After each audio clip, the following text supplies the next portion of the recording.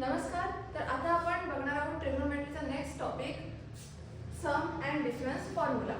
Last लेक्चरला आपण बघितलेलं ट्रिग्नोमेट्रीमध्ये अलाइड अँगल्स आणि अलाइड अँगल्सवरचे आपण काही प्रिव्हियस इयर क्वेश्चन्स बघितलेले. ओके, सो आता आपण बघूया सम अँड डिफरन्स फॉर्म्युला.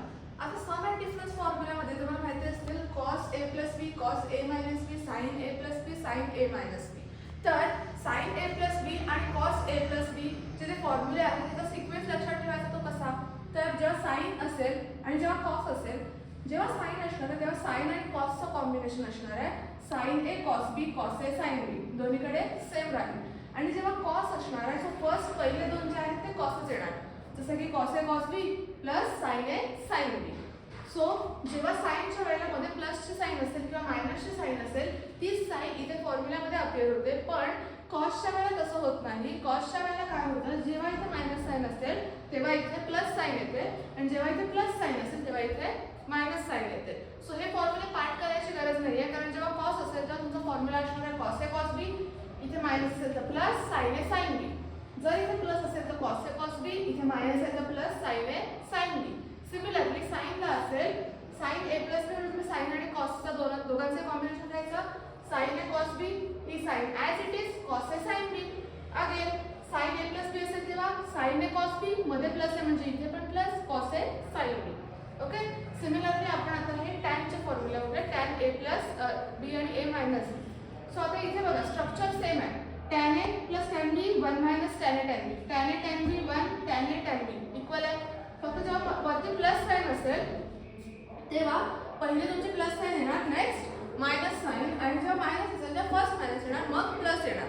सो हे काही ट्रिक्स आहेत. तुम्हाला फॉर्म्युले जर लर्न करायचे असतील किंवा लक्षात ठेवायचे असतील तर ह्या ट्रिक्स लक्षात ठेवू शकता.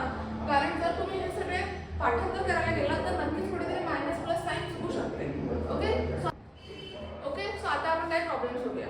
आता हे काही पीवायक्यूज नाही आहेत, नॉर्मल प्रॉब्लेम्स आहेत. फर्स्ट काय बघा, cos a plus b आणि पुढे समोर एक कंडिशन दिली आहे. ठीक आहे, तर तुम्हाला पहिले काय करावं लागेल, cos a plus b चा जो फॉर्म्युला आपल्याकडे आहे तो आपल्याला घ्यावा लागेल. आता फॉर्म्युला बघायची गरज नाहीये. मी तुम्हाला काय सांगितलेलं, जर cos a plus b आहे म्हणजे जर तुमच्याकडे इकडे cosचा फंक्शन आहे तर तुमच्याकडे काय येणार, पहिले cos a cos b आणि जर ते प्लसची साइन असेल तर काय येणार minus sin a sin b.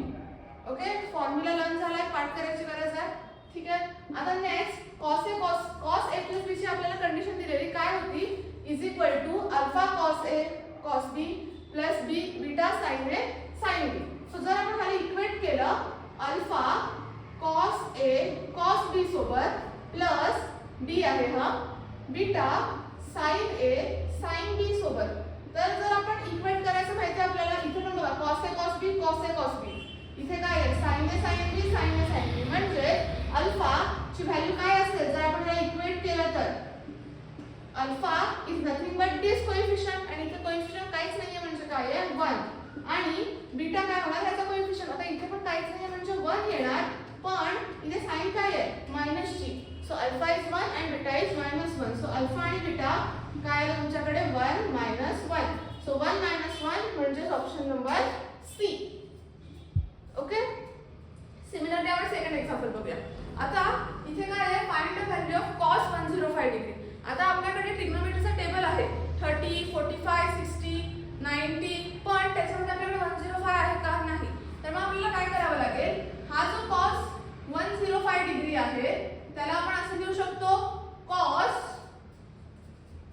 60 + 45. 60 degree + 45 degree, 60 + 45 किती होतं 105. आता हा फॉर्म्युला काय आहे, जर ह्याला तुम्ही a कन्सिडर केला आणि ह्याला b, तर cos a plus b. cos a plus b चा फॉर्म्युला काय होता आपल्याकडे, cos a cos b minus sin a sin b.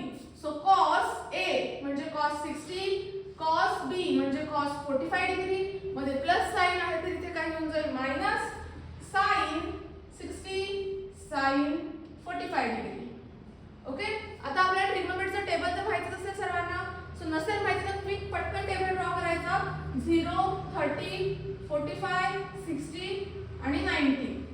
पहिले साइन आणि कॉसच घ्यायचे कारण त्याच्यावर तुम्ही बाकीचे काढू शकता. 0 1/2 1/√2 √3/2 आणि 1 आणि इथे क्रॉस होतो 1, हा इकडे येणार √3/2, हा 1/2 ॲज इट इज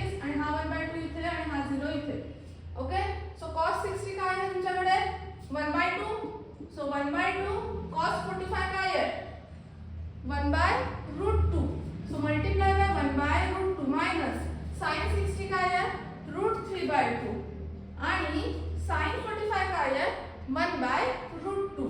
सो हे मल्टिप्लाय झाले. आता इथे लक्ष द्या दोघांचे डिनॉमिनेटर जे आहेत ते सेम आहेत बरोबर आहे. तो न्यूमरेटर काय आहे 1 - √3/2√2 आणि हा ऑप्शन म्हणजे तुमचा काय आहे ऑप्शन नंबर डी. ओके. आता हे जे आपण बघितलंय सम अँड डिफरन्स फॉर्म्युला आणि ह्याच्यावर काही एक्झाम्पल्स बघितले. नेक्स्ट लेक्चर मध्ये